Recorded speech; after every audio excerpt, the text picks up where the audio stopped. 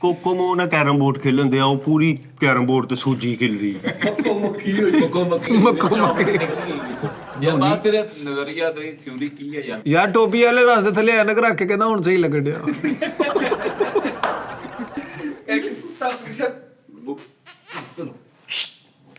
ਇਹ ਕੰਮ ਜਿਹੜਾ ਕਰਦੇ ਆ ਨਾ,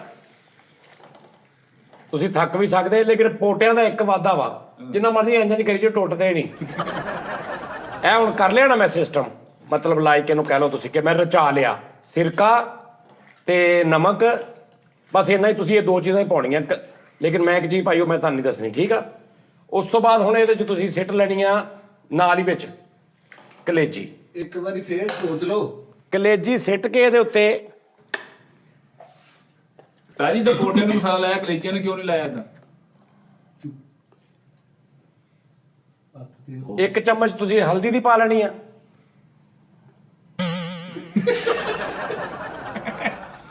ਹੁਣ ਨਾਲ ਲਸਣ ਪਾਉਣਾ ਸੀ, ਓਏ ਲੇਕਿਨ ਉਹ ਮੈਂ ਪਹਿਲੇ ਪਾ ਲਿਆ। ਖੈਰ ਆ, ਇਹਨੂੰ ਹੁਣ ਤੁਸੀਂ ਫੇਰ ਨਾ ਇੰਜ ਕਰ ਲੈਣਾ, ਲਾਉਣਾ ਵਾ।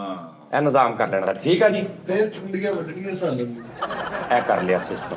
ਦੇਖੀ ਸਾਰਾ ਕੁਝ ਪਾ ਕੇ ਨਾ ਇਹਨਾਂ ਨੇ ਕਹਿਣਾ ਘਿਓ ਤੇ ਮੁੱਕਾ ਵਾ। ਤੇ ਕੈਸੇ ਤੰਗ ਹਾਲਾਤਾਂ 'ਚ ਸਿਲੰਡਰ ਵੀ ਮੁੱਕਾ, ਤੇਲ ਵੀ ਮੁੱਕਾ। ਇਹ ਕੰਨੇ ਕੋਲੋਂ ਮਾਰ ਖਾਈ ਜਾਵੇ। ਕਿਉਂ? ਮੈਂ ਕਿਹਾ ਅੰਨਿਆ ਇਹਨੂੰ ਕਿਉਂ ਮਾਰਨਿਆ? ਕਹਿੰਦਾ ਮੈਨੂੰ ਮਿੰਟ ਬਾਅਦ ਹੀ ਕਹਿੰਦਾ ਚਲੀਏ ਫਿਲਮ ਵੇਖਣ, ਚਲੀਏ। ਓਏ ਉਹਨੂੰ ਕਿੱਥੋਂ?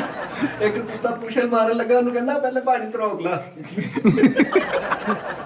ਅਨੋਨੀ ਦਾ ਮੂੰਹ ਦੇਖ ਲਓ, ਸਟੀਅਰਿੰਗ ਵਾਲੀ ਲਿਫਟ ਹੁੰਦੀ ਹੈ। ਆਈ ਨਹੀਂ ਪਲਾਜ਼ੇ 'ਚ ਕਿਉਂ? ਤੇ ਹਰ ਮੰਜ਼ਲ ਤੇ ਮਾਲਸ਼ੀਆ ਪਾਇਆ। ਜਿਹੜਾ ਉੱਤੇ ਅੰਦਰ ਸੀ ਉਹਦੀਆਂ ਲੱਤਾਂ ਘੁੱਟ-ਘੁੱਟ ਕੇ। ਅੱਖਾਂ ਪੁੱਟੀਆਂ ਕਰਕੇ ਆਪਣੇ ਸੋਹਰੇ ਨੂੰ ਡਰਾਉਂਦੇ ਆ। ਬਸ ਤੇਰੀ ਕੀ ਥਿਊਰੀ ਆ? ਥਿਊਰੀ ਮੇਰੀ ਰਜਾਈ ਦਾ ਕਹਿੰਦੇ ਆ ਨਾ, ਉਹ ਡਬਲ ਭਲਾਈ ਵਾਲੀ ਬੜੀ ਨਿੱਗੀ ਹੈ। ਹਾਂਜੀ ਸ਼ਨੀਲ ਦੀ ਹੈ। ਜ਼ਿੰਦਗੀ ਤੂੰ ਹੁਣ ਕਿੱਦਾਂ, ਯਾਨੀ ਕਿ ਤੂੰ ਜ਼ਿੰਦਗੀ 'ਚ ਯਾਰ ਕੋਈ ਸੈਟੀਸਫਾਈ ਤੇ ਹੋ? ਸੈਟ ਸਫਾਈ ਹੋਇਆ। ਮੈਂ ਪਿਛਲੇ ਮਹੀਨੇ ਆਪਣਾ ਬਲੱਡ ਟੈਸਟ ਕਰਾਇਆ, ਉਸ ਉਹ ਕਹਿੰਦਾ ਉਹ ਪੋਜ਼ਿਟਿਵ। ਇੱਕ ਮਿੰਟ ਉਧਰ ਮੈਂ ਮਿਕਸ ਕਰਤਾ ਸਾਰਾ।